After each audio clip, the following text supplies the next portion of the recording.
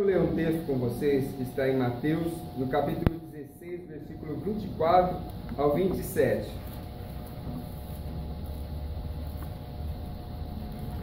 Mateus 16, 24 ao 27.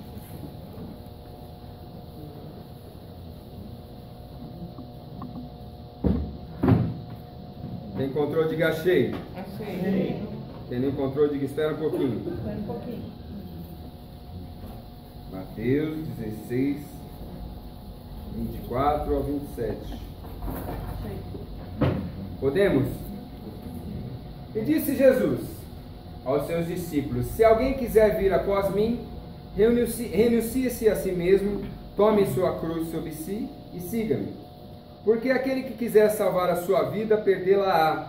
E quem perder a sua vida por amor de mim, achá-la-á. Pois que aproveita o homem ganhar o mundo e perder a sua alma? O que dará o homem em recompensa da sua alma? Glórias a Deus. Eu começo essa ministração fazendo uma pergunta. O que significa ser discípulo de Jesus? Quem arrisca? Patrícia, você arrisca a responder o que significa ser discípulo de Jesus?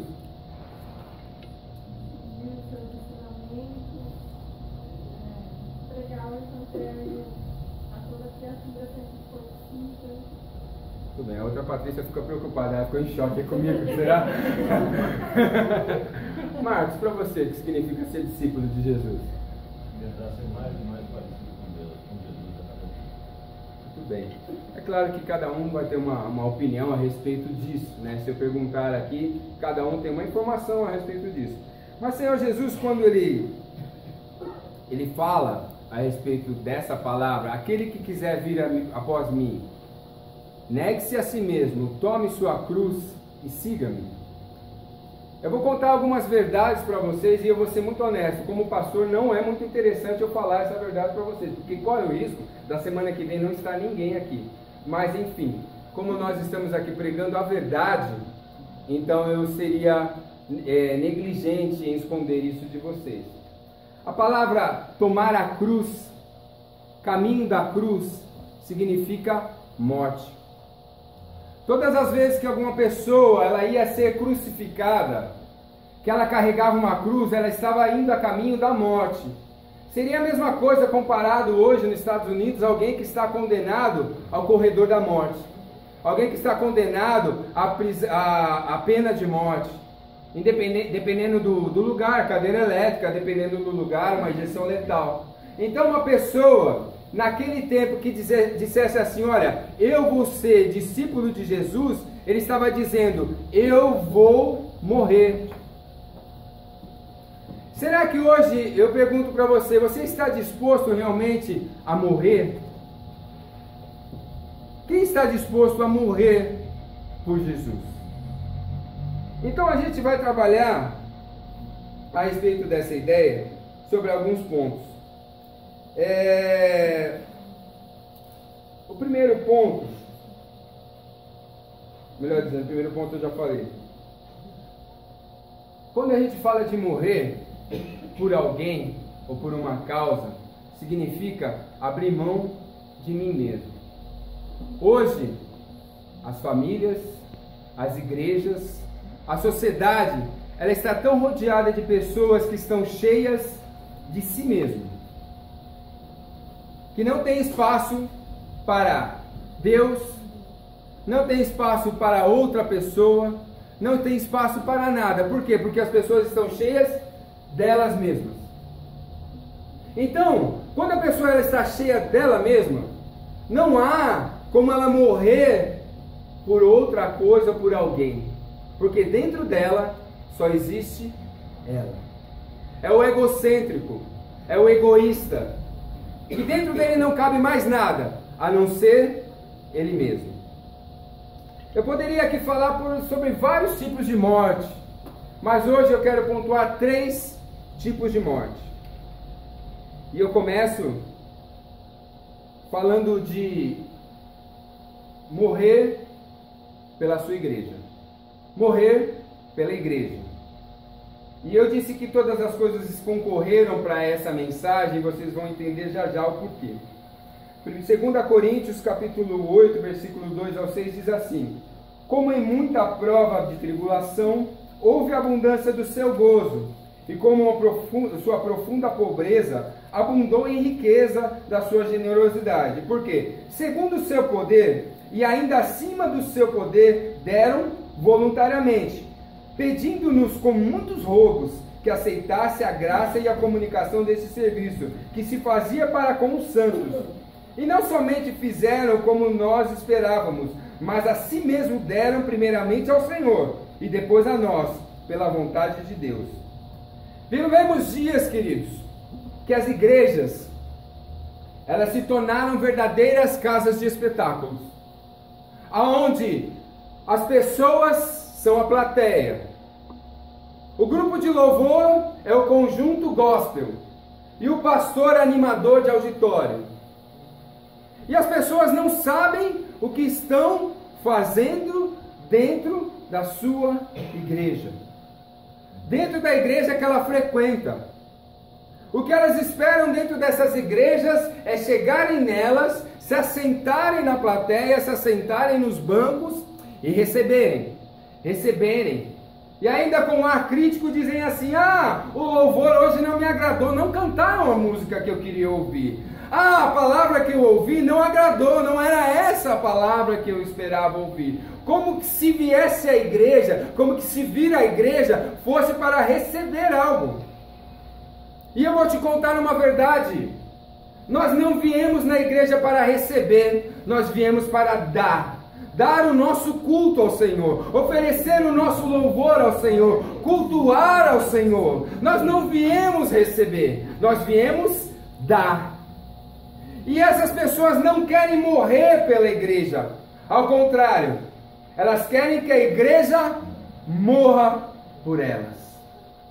Pessoas que não trabalham na igreja, pessoas que não contribuem na igreja, pessoas que não oram, pessoas que não se integram, pessoas que não fazem nada em favor da igreja, simplesmente sugam a igreja.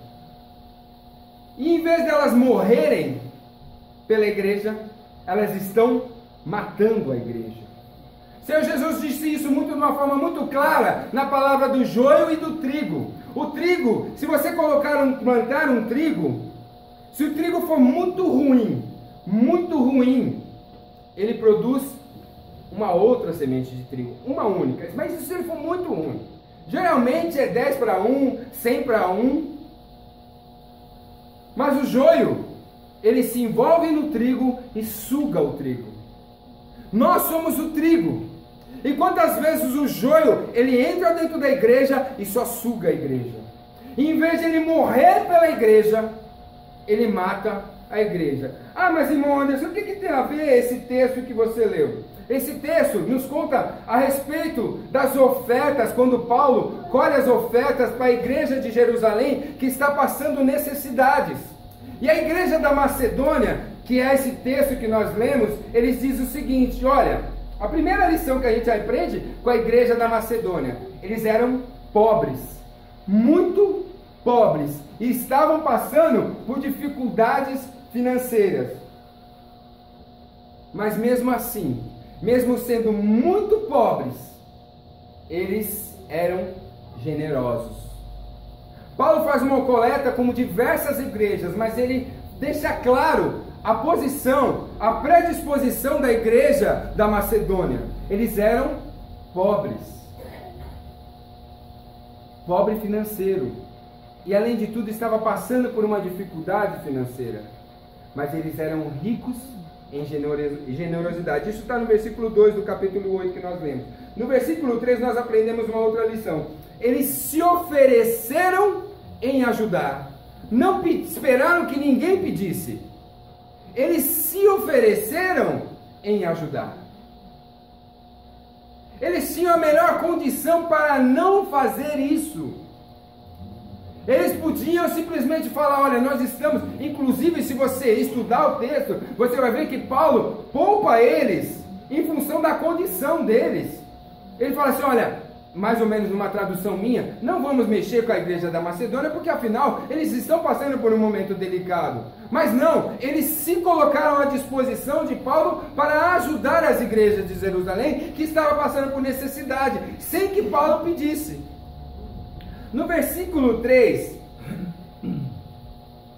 melhor dizendo, no versículo 4, além disso, além de eles se ofereceram, eles insistiram. E insistiram com roubo, dizendo assim: olha, Paulo, por favor, nos deixe ajudar nessa causa, nos deixe ajudar a fazer alguma coisa pela igreja de Jerusalém, nos deixa fazer alguma coisa. E às vezes a gente acha que morrer pela igreja é eu colocar de frente aqui e falar assim: atira em mim. Não, muitas vezes nós temos que morrer diariamente em favor da igreja. Sabe, eu vou pegar um exemplo aqui da minha cunhada Elaine. Ela se assustou, né? Mas eu louvo a Deus pela vida dela, porque ela falou assim para mim: olha, Anderson, hoje para mim, estar aos sábados no bazar é um compromisso selado. Eu tirei da minha agenda qualquer outra coisa que exista no dia do bazar, porque é um compromisso. Eu me sinto bem em favorecer a igreja. Assim como ela, as outras irmãs também estão envolvidas com esse trabalho, mas ela deixou isso marcado no meu coração. E às vezes, queridos, nós achamos que morrer pela igreja é eu vir aqui e orar todos os dias, o que é necessário também, e é vir aqui e arrumar a igreja todos os dias, que é necessário também, e é vir aqui e fazer, e fazer, e fazer, e fazer, mas nem sempre é só isso. Nós somos um corpo e temos um papel de morrer pela nossa igreja. No que você pode ser útil? Qual é o seu talento? Não é dom. Dom vem de Deus. Talento é as habilidades naturais que nós temos. Alguns não podem estar aqui trabalhando, mas podem estar contribuindo. Alguns não podem contribuir em função da sua condição financeira, que está passando um momento difícil, mas podem estar trabalhando. Outros não podem contribuir nem trabalhar, mas podem orar, podem jejuar, podem buscar a Deus em favor da sua igreja. E quantas vezes nós levantamos aqui um clamor dizendo assim: quem pode jejuar essa semana em favor da causa da igreja? E parece, queridos, que é um sacrifício enorme. E parece que é uma coisa de outro mundo. Nós temos que morrer um pouco pela igreja. E aí, no versículo 5, eles não só deram a oferta, como também fizeram oferta ao Senhor. Eles, além de terem dado a oferta financeira, eles se colocaram à disposição como pessoa. Mas aí Paulo deixa claro, antes deles darem a oferta, eles se fizeram oferta primeiramente ao Senhor.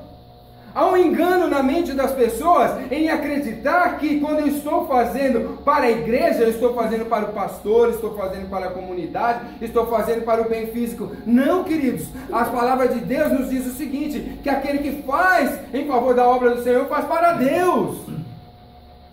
Faz para Deus. Quando você vem aqui na igreja e faz qualquer coisa, ou dá qualquer coisa, você não está fazendo para o pastor Anderson, você está fazendo para o Senhor.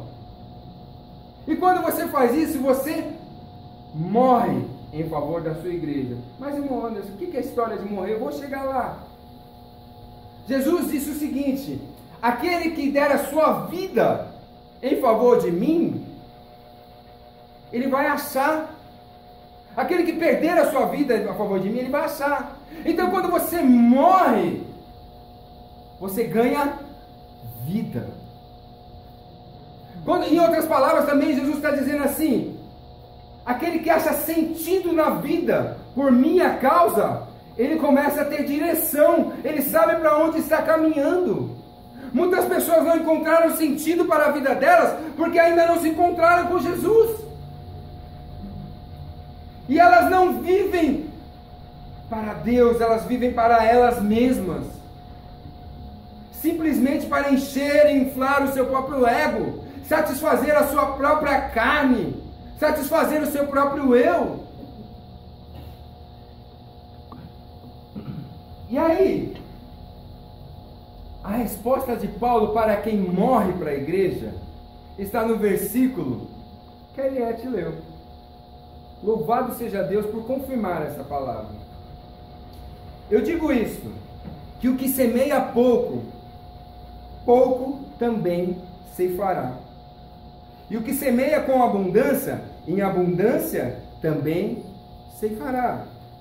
Cada um contribua segundo propôs no seu coração, não com tristeza ou por necessidade, porque Deus ama aquele que dá com alegria. E Deus é poderoso para fazer abundar em vós toda a graça, a fim de que, tendo sempre, em tudo, toda a suficiência, abundeis na sua boa obra. Olha qual é o pensamento de Deus. Até porque a gente acha que a gente está dando alguma coisa que é nossa. Nós não estamos dando nada que é nosso, nós estamos apenas devolvendo para Deus aquilo que Ele nos deu. Um exemplo claro disso, eu já disse para vocês, a questão do serviço, a questão da oferta, a questão do dízimo, é mais ou menos assim. Dia 29 de novembro é meu aniversário, e com certeza a Ana vai chegar para mim e vai falar assim: pai, o que você quer de presente de aniversário? Todos os anos eu falo assim: Ana, não se incomoda com isso, deixa pra lá, é bobagem, papai não precisa de nada. Não, fala pai, qual é o presente que você quer? Não, filha, não se incomoda, não, deixa isso pra lá. Não, pai, fala. Eu quero um perfume caro. Tá, então escolhe qual? Esse aqui, tá bom. Ela me dá o dinheiro para eu pagar o perfume. É exatamente isso. Às vezes a gente chega para Deus assim: estou te devolvendo R$100 dos 1.000 que você me deu. É exatamente isso que a gente faz com Deus, achando que dando para Deus aquilo que é nosso, quando na verdade nós estamos devolvendo aquilo que Ele nos deu. Quando você dá o seu trabalho, que é um pouco do seu esforço físico, um pouco do seu vigor, se Deus não permitir que você saia daqui, nem eu, a gente não é capaz, queridos, de dar o próximo passo.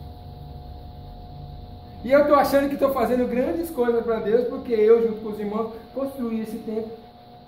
Se Deus não tivesse me capacitado, nada disso teria acontecido.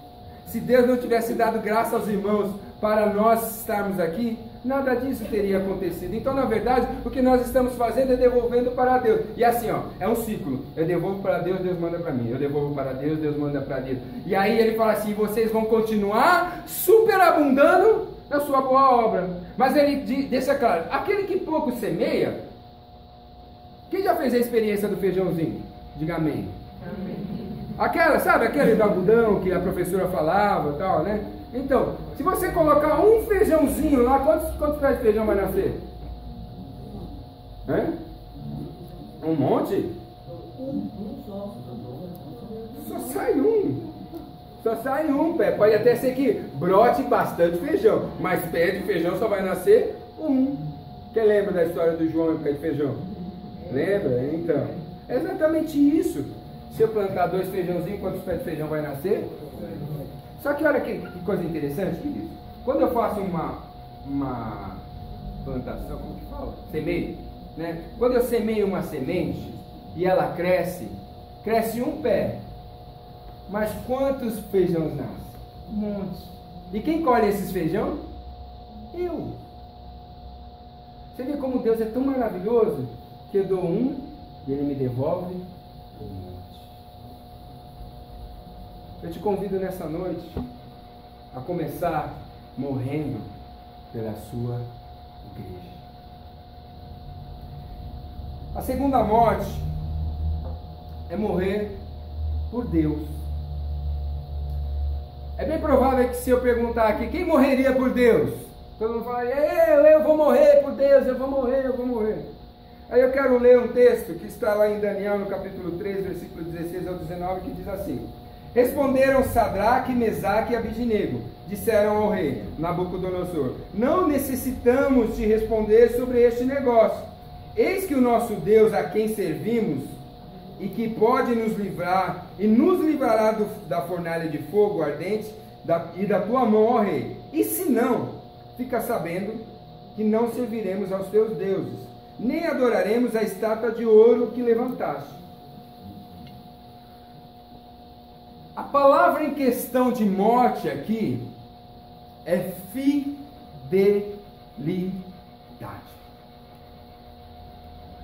Como eu disse, se eu perguntar quantos morreriam por favor do Senhor aqui, todos diriam, sim, eu morro. Mas e as minhas atitudes? A minha fidelidade corresponde ao ato de morte pelo Senhor? Porque o rei, ele chega para os três e diz assim, olha, eu coloquei uma estátua de ouro, uma estátua parecida comigo, e nós vamos tocar as trombetas. Se vocês não se curvarem, vocês vão morrer. Se vocês não se abaixarem, quando nós tocarmos a trombeta, vocês vão morrer. Eu acho muito engraçado o pastor Cláudio Duarte, ele faz uma colocação muito bacana. Tem gente que não se curva, mas dá uma agachadinha. Não se curva literalmente, mas sempre dá uma prostadinha. Agacha o joelho. Quando se depara em uma situação que requer que ele demonstre a sua fidelidade para com Deus.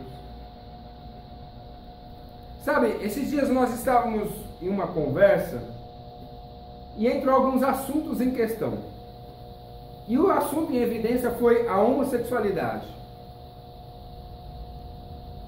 E aí, falando em padrões bíblicos, daí a pessoa começou a falar a respeito de homossexualidade.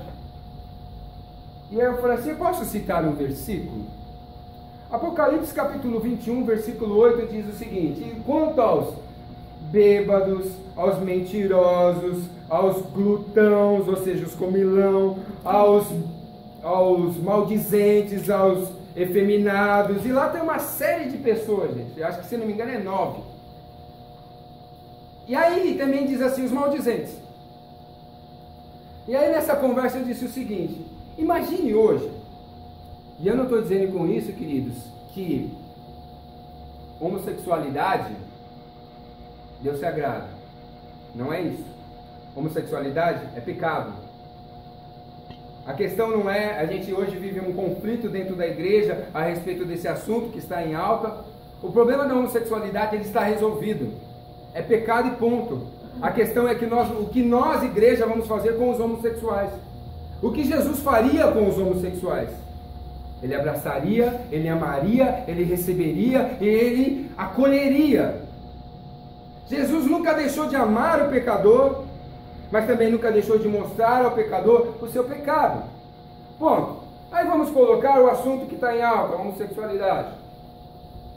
Mas e se Jesus hoje chegasse assim, ó, cheguei na igreja, vou resolver o assunto aqui. Eu vou mandar todos os homossexuais para o inferno, mas também vou mandar os fofoqueiros. Está no mesmo versículo. Igualzinho, na mesma panela, no mesmo saco.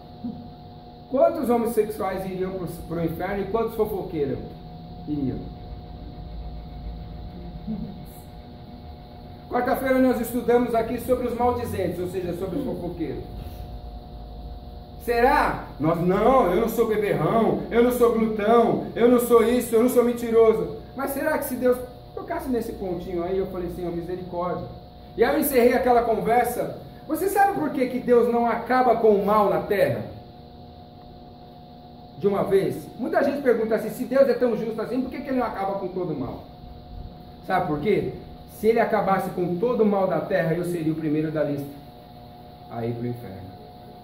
Deus é tão bom que a graça dele nos favorece. E aí o que eu quero dizer com isso? E às vezes nós damos uma agachadinha, nós não nos encurvamos, mas nós damos uma agachadinha. Nós mentimos, nós fofocamos, nós cuidamos, nós julgamos, nós estamos apontando, e com isso nós estamos agachando. Não, eu não me prostro diante de outros deuses. E a tua fidelidade? Será que se Deus chegasse para mim e falasse assim, Anderson, eu quero saber da tua fidelidade para comigo. Fidelidade se trata de integridade. Dá para ser fiel 99%? Me ajuda aí, irmãos. Dá para ser fiel 99%? Não. Fidelidade é integral, é 100%. Imagine eu estou casado com a Raquel há 22. Não. Corrigi a tempo. Aleluia. 26 anos juntos. Né? Mas na última semana, eu fiquei 26 anos com ela, mas na última semana meu amor me perdoou, deu uma escorregadinha, eu saí com outra mulher. Eu fui fiel com ela? Mas foram 26 anos juntos, sem nunca dar uma escorregada. Agora eu pergunto, e Deus? Como nós estamos na nossa fidelidade com Deus? Nós queremos que Deus seja 100% fiel conosco. 100%. O Senhor não pode falhar na sua fidelidade. Mas vamos seguir. E aí, quando nós decidimos morrer por Deus, existe uma coisa que é certa que vai acontecer. E aí eu vou pegar o versículo da Ana.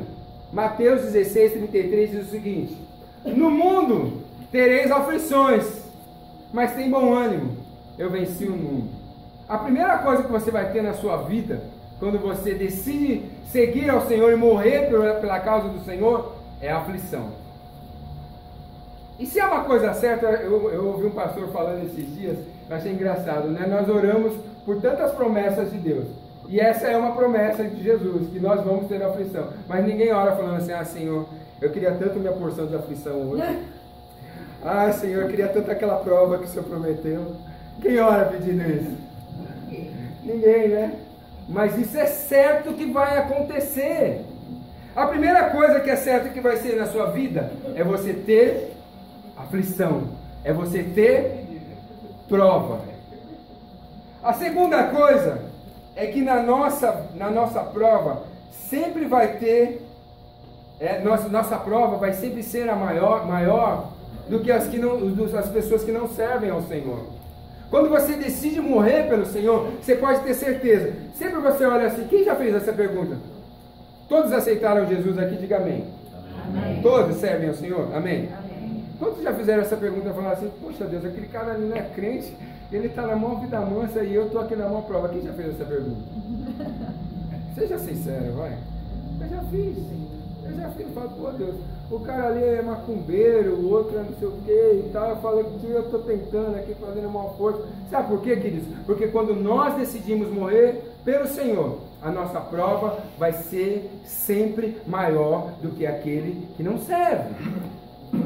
O terceiro ponto é que você vai conseguir. Veja, olha o cenário. Sadraque, Mesaque e Abednego, eles foram lançados na prova, na fornalha de fogo. Eles foram lançados. Se você olhar o versículo, os versículos que a gente leu, ele diz assim: olha, o Deus a quem nós servimos, ele pode nos livrar, mas se não, nós não iremos nos curvar. Ou seja, eles falaram assim, e não a tradução minha diz assim: olha, se Deus ele quiser, ele pode tirar a gente dessa fornalha, mas se ele não quiser, nós vamos morrer por ele do mesmo jeito. E com isso o rei se enfureceu, e as pessoas que estavam com ele se enfureceram e se tornaram inimigos do Senhor.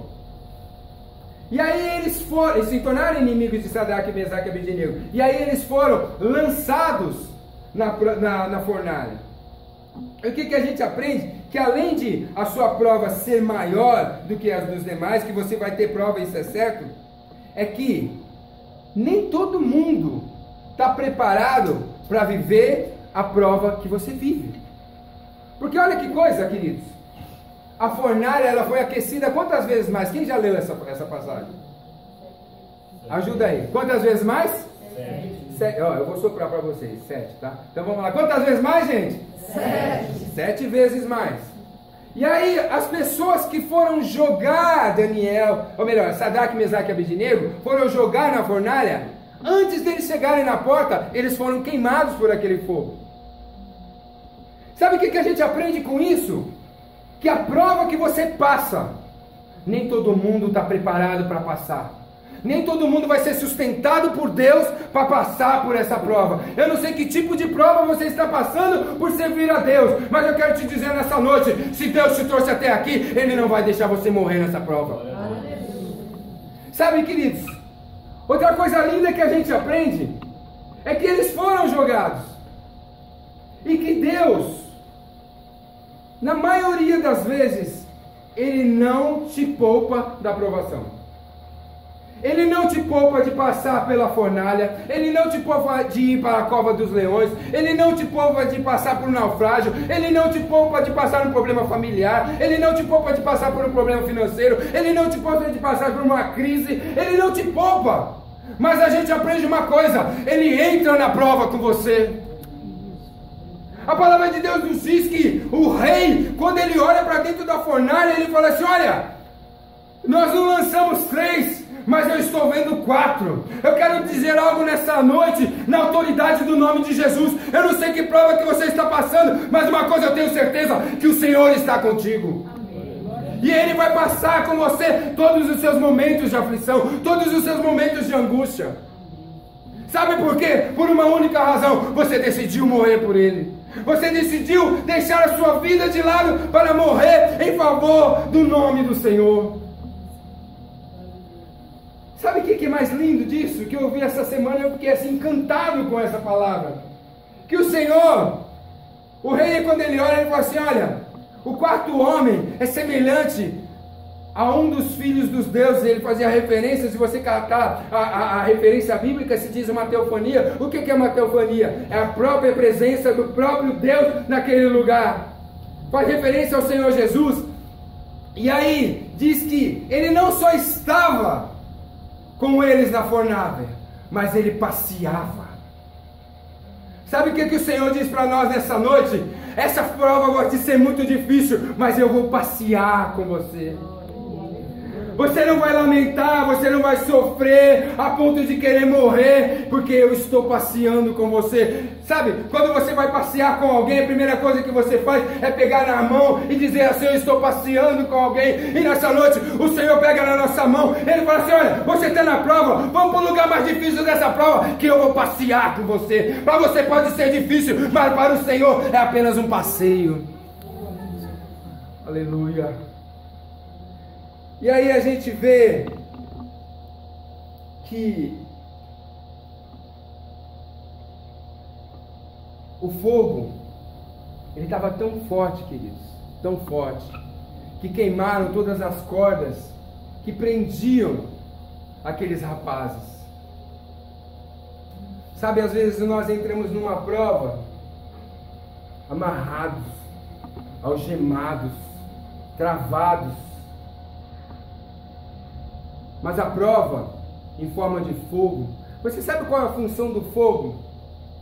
A palavra de Deus nos diz que naquele grande dia, as nossas obras, elas vão ser provadas pelo fogo. O fogo, ele tem uma função.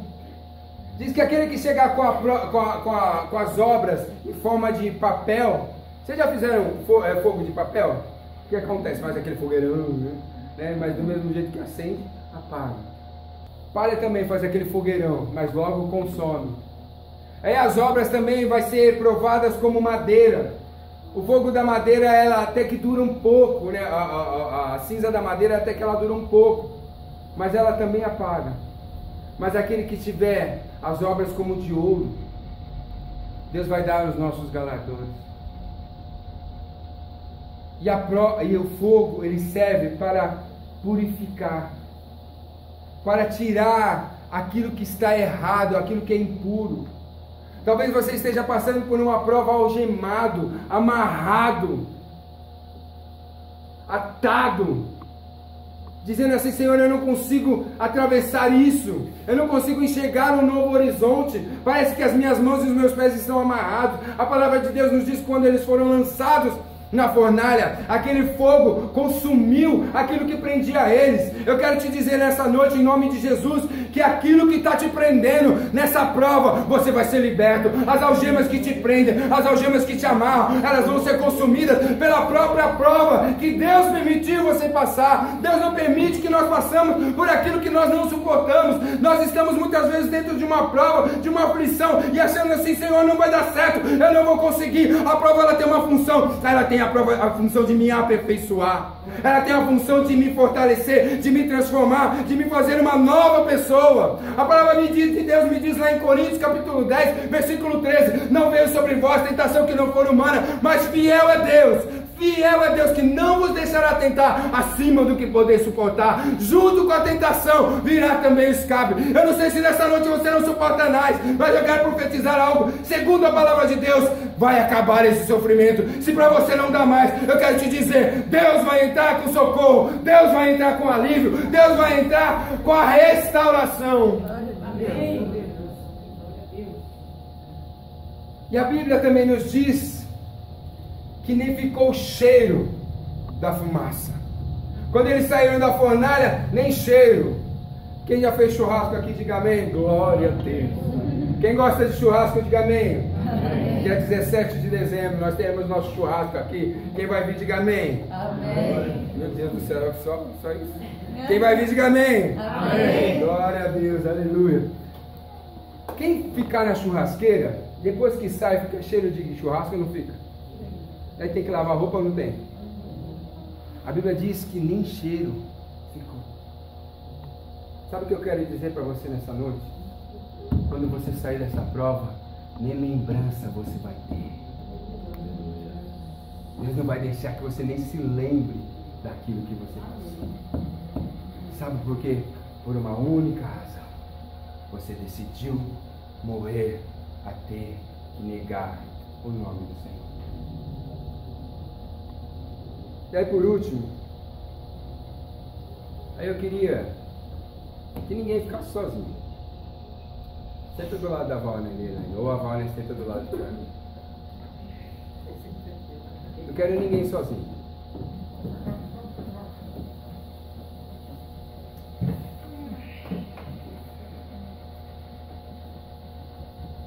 Morrer por seu irmão. Existem várias maneiras. Vai ficar sozinho? Vai lá do lado da sua esposa. Lá. E do Daniel também. Se você quiser agarrar minha esposa aqui, você está do lado dela. Oi? Ah, está com o Espírito Santo. Tá não. Eu quero ler um texto. Guarda no seu coração. Guarda no seu coração em nome de Jesus. Ruth, capítulo 1, versículos 16 e 18. Diz assim, ao 18. Disse Ruth, porém, não inste para que eu te abandone. Deixa seguir-te, porque aonde quer que tu fores, eu irei. Aonde quer que pousares, ali pousarei eu. O teu povo é o meu povo, o teu Deus é o meu Deus. Aonde quer que morreres, morrerei eu, e serei ali sepultada. Faça-me assim o Senhor, outro tanto, se outra coisa não seja a morte que me separe de ti. Das 3 mortes que diz, eu quero dizer que essa é a mais difícil de se cumprir. Porque morrer pela nossa igreja, às vezes você morre se doando, e você vê os frutos acontecerem, as pessoas se achegarem, e é louvável. Morrer em favor de Deus, Deus vai te recompensar. A palavra de Deus nos diz que nossa obra ela não é vã no Senhor. Mas morrer em favor do meu irmão, do meu próximo, é oneroso, é custoso, é sofredor. Porque nem sempre há uma contrapartida. Nem sempre essa relação de morrer pelo outro vai ter uma resposta. Às vezes eu morro por alguém e ele está vivendo, mas eu estou morrendo. É muito comum nós olharmos dentro das casas, das famílias, alguém que está escondido no cenário, morrendo, porque ela morre por todos, mas ninguém morre por ela. Minha avó dizia assim, uma mãe é por 10 filhos, mas 10 filhos não é por uma mãe. Minha avó disse muito isso. Até ficou guardado no meu coração. E nós vemos que a mãe, A todo tempo ela está morrendo em favor da família. Mas nem sempre a família está morrendo pela mãe. Então quando eu falo morrer pelo meu irmão, e esse meu irmão, ele é altamente genérico. Porque ele pode ser a minha esposa, ele pode ser o meu filho, ele pode ser o meu vizinho, ele pode ser o meu amigo. E esse morrer pelo meu irmão, se você falar assim, eu vou pegar, eu e minha esposa estamos saindo e acontece um assalto e eu me lanço na frente do assaltante para quando ele aplica, ele dá o tiro, para que não acerte a minha esposa, e eu morro. Mas e morrer por ela todos os dias? É difícil. E aí a gente vê o cenário de Ruth e as suas duas noras, Orfa, a sua sogra, Noemi, Orfa e Ruth. E elas chegam na cidade ali de Moabe. Noemi, quando chega, ela tinha filhos, ela tinha esposa, ela tinha marido e tinha algo a oferecer. E essas moças, elas casam com seus filhos, mas chega em determinado momento da história, os seus dois filhos morrem e seu marido também. E Noemi já não tem mais nada a oferecer para essas duas moças. E Noemi decide voltar para Belém. E as duas noras, por um determinado tempo, o acompanham. E chega a determinado momento dessa caminhada, ela fala assim: meninas, vamos parar aqui e vamos conversar. Olha, eu não tenho mais filhos para dar para vocês. Então eu não tenho muito a oferecer para vocês. Então a nossa caminhada, ela vai ser difícil. Porque vocês vão caminhar comigo para a morte. A única coisa que eu posso esperar agora é a morte. Eu já estou velha, não consigo mais gerar filhos, possivelmente eu não consigo outro casamento. A única coisa que eu posso esperar é a morte. E se você caminhar comigo, você vai morrer junto comigo. E a Orfa fala assim: bom, Noemi, é o seguinte, eu vou embora então, já que você está liberando, eu vou embora. E a gente começa a perceber aqui, com uma construção de pensamento, que muitas vezes nós temos pessoas que caminham conosco até onde é conveniente. E eu, com muito respeito, eu quero pegar o exemplo da Elaine e da Sara hoje. Elas passaram por um luto que foi muito sofredor. Foi muito sofredor. Eu acompanhei de perto os dois processos. E naquele momento, existiam pessoas que estavam com elas ali porque era o óbvio. Era o óbvio. Nesse momento, todos se achegam. Todos se aproximam. Mas a questão não é o momento. A questão é depois. Quem vai continuar essa jornada?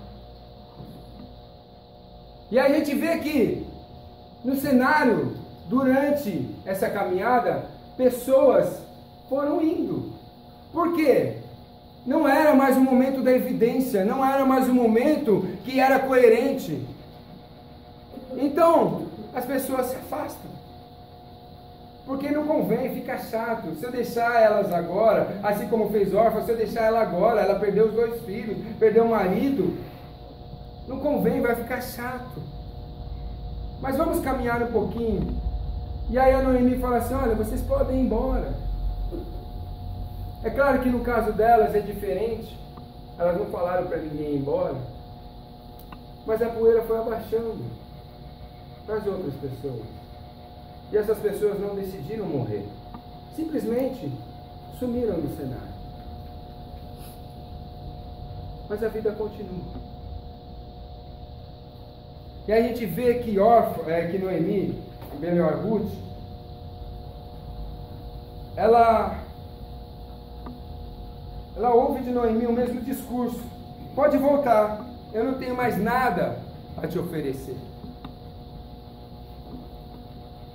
O quão é difícil morrer por alguém que não tem nada a te oferecer.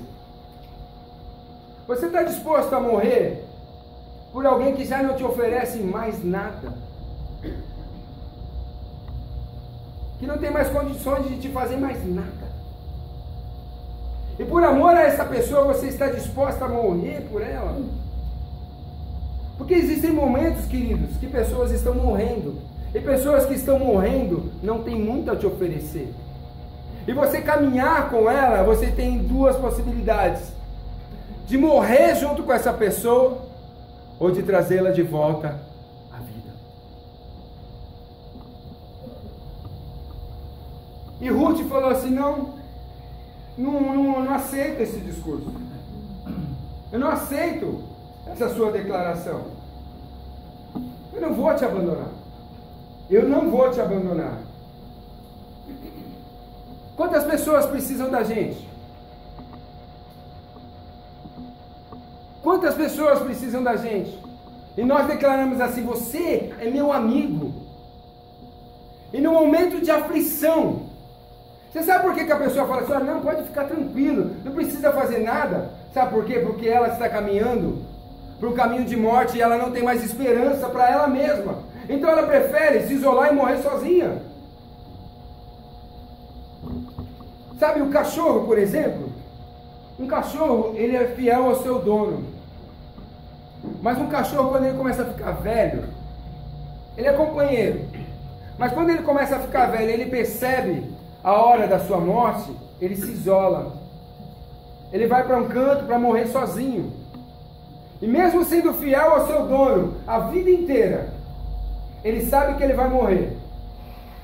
E ele prefere ficar sozinho. E às vezes, nós deixamos que as pessoas se isolem e morram sozinhas. E a gente abandona na aflição, abandona na angústia, não é capaz de fazer uma ligação, não é capaz de mandar um WhatsApp, não é capaz de bater na porta e falar assim: olha, irmão, eu estou aqui para fazer uma oração por você. Mas Ruth decidiu não abandonar. Ela decidiu ser compassiva. Eu já expliquei para vocês aqui o que é ser compassivo, mas para quem não estava aqui eu vou ensinar. O que é ser compassivo? É você pegar uma pessoa, colocar ela do seu lado, abraçá-la e andar no mesmo passo. Ela disse assim: aonde você for, eu irei. Eu andarei com você lado a lado. Sabe, queridos, pior do que se doar para alguém que está morrendo é apostar num relacionamento morto. Quantos relacionamentos já morreram? Quantos pais já morreram com os seus filhos? Quantos filhos já morreram com os seus pais? Quantos esposos já morreram com as suas esposas? Quantas esposas já morreram com seus maridos e não querem mais saber? Eles se fizeram defuntos. Eu morri para você, você para mim morreu. E quando a palavra de Deus nos diz para nós sermos compassivos, andarmos juntos na caminhada, andarmos lado a lado, porque a palavra diz o seguinte, lá em Provérbios: é bom que andem dois, para que quando um cair o outro levante. Para que quando um cair o outro levante. E nós muitas vezes estamos andando como aquele deixa que eu chuto, né? Mancando, abandonando. Para ser compassivo, você tem que pegar. Fala: irmão, eu vou te levantar. Nós vamos juntos. Sabe, o diabo, ele arruma uma estratégia dentro da igreja, dentro das famílias, onde ele já não mata mais, mas ele deixa pessoas feridas. Porque um ferido precisa de alguém para carregar, e é mais vulnerável de ser atacado. Então ele não ataca só mais um, ele ataca dois. E quantos lares estão sendo destruídos? Quantos relacionamentos estão sendo destruídos? Quantas famílias estão sendo destruídas? Porque um está ferido. E não tem ninguém que o ajude. Ruth também decidiu descansar somente quando Noemi descansasse. Ela disse assim: aonde você pousar, aonde você dormir, ali eu dormirei. Sabe, queridos, os meus filhos, eles não têm o hábito de sair. Graças a Deus por isso. Eles vão e voltam cedo. Esses dias a Bia voltou 1h20 da manhã, quase tudo. Mas, enfim, graças a Deus eles não têm o hábito de sair e voltar à tarde. Mas o meu coração fica aflito enquanto nenhum deles, todos eles não estão dentro de casa. Porque eu não tenho a certeza de que eles estão em casa seguros, descansando. Será que você é capaz de se doar a ponto de aquele que está do seu lado, você só descansar quando você ter certeza que o outro está descansando? Eu tenho alguns problemas de estresse. Eu sou muito ansioso, muito. Pode até não parecer, mas eu sou muito ansioso.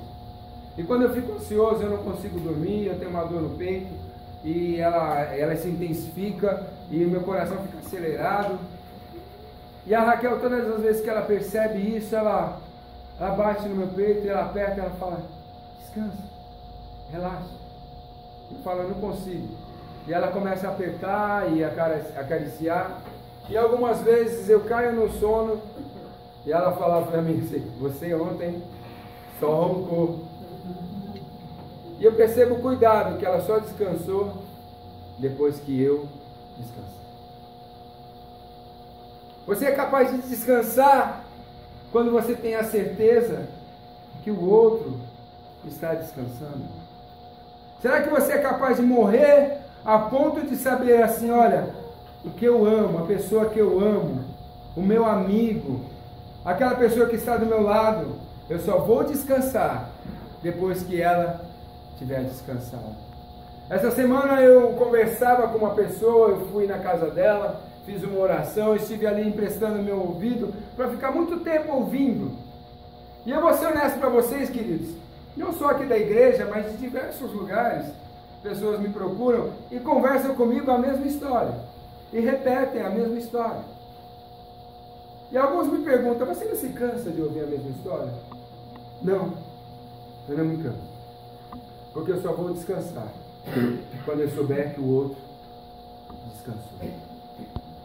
E essa pessoa me perguntava assim, falou assim: Anderson, só você mesmo para fazer isso por mim? Eu falei: querida, se eu, sendo seu amigo, não puder emprestar uma hora de ouvido para você, que raio de amigo eu sou? Eu emprestei para aquela pessoa aquilo que para mim é de maior valor, o meu tempo. Sabe, queridos, e às vezes as pessoas se aproximam da gente cansadas, e querem descansar em alguém. E elas choram, e elas contam os seus problemas. E sabe por que elas repetem os seus problemas? Porque elas ainda não descansaram. Será que você é capaz de dar o seu ombro para alguém descansar? E você só descansar depois que essa pessoa descansar?